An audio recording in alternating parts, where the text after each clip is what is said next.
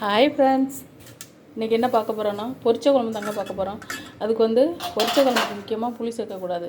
தக்காளி, வெங்காயம், உருளைக்கிழங்கு தாங்க போடணும். அவ்வளோதான்.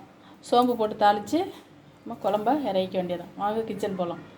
இப்போ ஒரு கடாயை வச்சுக்கிட்டோம். இதில் எண்ணெய் போட்டுக்கிறோம். சட்டி காய்ஞ்சதுக்கப்புறம் எண்ணெய் ஊற்றிக்கிறோம். இதில் சோம்பு தான் இப்போ போட்டு தாளிக்க போகிறோம்.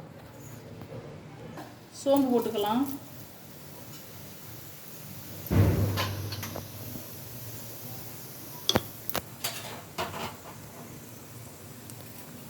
சோம்பு எந்திரிச்சுங்க.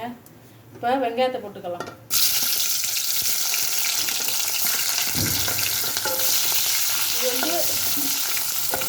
இது பொரிச்ச குழம்புங்க, புளி இல்லாமல். இது சாப்பாட்டுக்கு, இட்லிக்கு, தோசைக்கு, பூரிக்கு எல்லாத்துக்குமே ஊற்றி சாப்பிட்லாங்க. இது சீக்கிரமாக வைக்கிறது.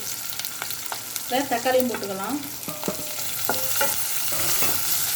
இது நல்லா வதக்கட்டும். வதங்கிட்டு என்ன பண்ணுவோம்னா உப்பு போட்டுக்கிறோம்.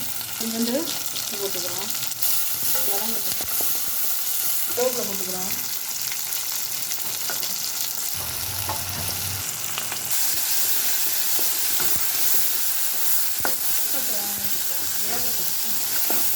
உருளைக்கிழங்கு போடணும். உருளைக்கிழங்கு, முருங்கைக்காயெல்லாம் போட்டால் நல்லாயிருக்கும். நாங்கள் வெறும் உருளைக்கிழங்கு மட்டும்தான் என்ன பண்ணோம், தோலை உரிச்சிட்டு போடணும்.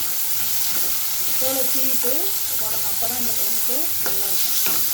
இதில் மீல் மேக்கரும் உருளைக்கிழங்கு போட்டோம்னா இப்போ கொச்ச குழம்பு வைக்க வரட்டு. மீல் மேக்கர் கொஞ்சம் ஊற வச்சிரும். இது தனியாக இருக்கட்டும். போடும்போது கூட போட்டு நம்ம இறக்கலாம். ஸ்பூனு மல்லித்தூள், ஒரு ஸ்பூனு மிளகாத்தூள். இதை வச்சு தான் நம்ம குழம்பு வைக்க போகிறோம். அதுக்கப்புறம் தேங்காய் அரைச்சி ஊற்றிக்குவோம். அரை ஸ்பூனு மிளகாத்தூள் போட்டு கிண்டிக்குவோம்.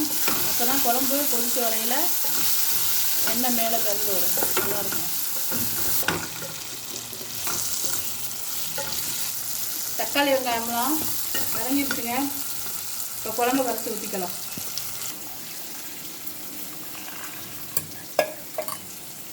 உங்களுக்கு எத்தனை பேருக்கு வேணுமோ எத்தனை பேருக்கு வச்சுக்கலாம். இதில் பூண்டு, இஞ்சி இதெல்லாம் சேர்க்குறது இல்லைங்க.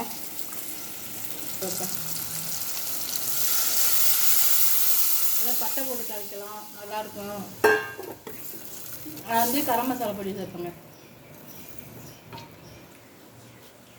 அரை ஸ்பூனு கரம் மசாலா, ஒரு ஸ்பூனு சிக்கன் மசாலா. உங்களுக்கு வேணா இந்த மசாலா போட்டுக்கலாம். இல்லாட்டி வேணா ஸ்கிப் பண்ணிவிட்டு கறிப்பட்டை போட்டு தாளிச்சிக்கலாம். வாசத்துலேயே இருக்கும், நல்லாயிருக்கும். உப்பு போட்டுக்கலாம். குழம்பு கொதிச்சிருச்சு. இப்போ நம்ம தேங்காய் ஊற்றிக்கலாம்.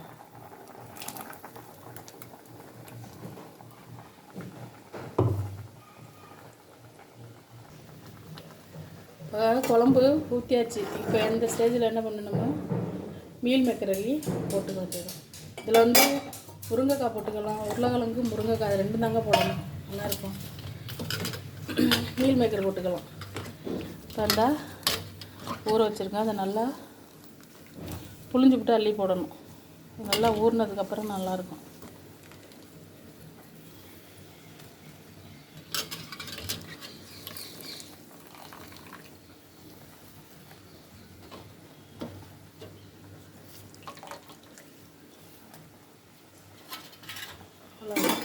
ஒரு 10 நிமிஷம் ஆனதுக்கப்புறம் குழம்பு வற்ற விட்டு நம்ம இறக்க வேண்டியதான்.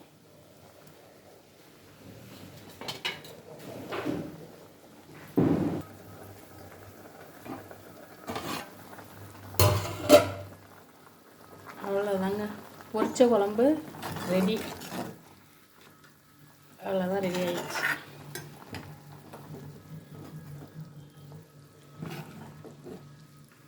பிடிச்சிருந்தா லைக் பண்ணுங்கள், ஷேர் பண்ணுங்கள், கமெண்ட் பண்ணுங்கள், சப்ஸ்கிரைப் பண்ணிக்கோங்க. வாங்க சாப்பிடுவோம்.